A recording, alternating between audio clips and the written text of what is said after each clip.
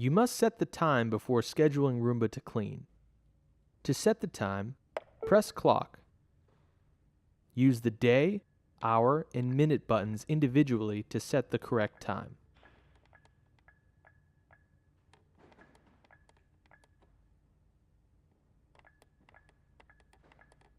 Press OK.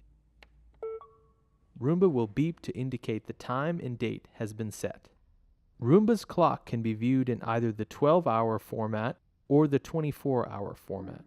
To toggle between the two views, press and hold clock for 5 seconds.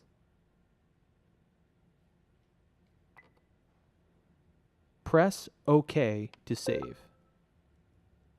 Roomba beeps and the clock briefly illuminates to indicate the clock format has been switched.